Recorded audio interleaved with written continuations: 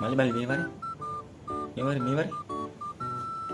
තෝයි කොණ්ඩ වැඩි ඈ යකෝ මම මේ ප්‍රධාන ශිෂ්‍යනායක මේ ඉස්කෝලේ අනිත් දවසේදී කොණ්ඩ කපා වරින් ඈ මේ මොකද දාන්නේ ඇයි මේ බොරවන්නේ මල්ලි කතුලිය මොකද දැම්ම කොණ්ඩ කපලා හරිය අනිත් දවසේදී කොණ්ඩ කපා වරින් ඈ රැවුල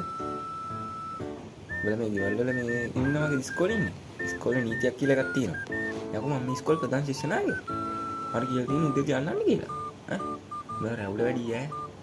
නරකපන් හරි නෑ අනිත් දවසේ කපන් ගන්න නැත දන්නවනේ අර කරන් පුළුවන් දේවල් දන්නවනේ උඹලා ඩඩඩු කොහෙද යන් ටයි එක නැද්ද ගෙදර ඉඳන් ටයි එක දාන්න වරේ මොතන ඉඳන් ටයි එක දාන්නේ යකෝ මෙන්න මේ වගේ පිළිවෙලව ටයි එක දාන්න වරේ මේ බලන්න මං ඉන්නේ විදිය යකෝ මම මේ ඉස්කෝලේ ප්‍රධාන ශිෂ්‍යනායක මට අල්ලන්න පුළුවන් ඕන එකක් ටයි එක ගාලි පොලින් පලයන් හරියට හරි ඉස්සරහකට බෑකේ දියා එතන පැනලා යන්න හදන්න පොලින් පලයන් යද්දි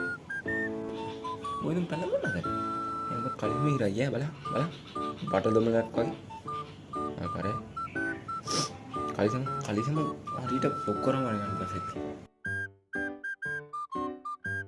බලහන් කරුවයන් ලස්සන බලහන් ඒ වගේ ඵලයන්ක බම්බලා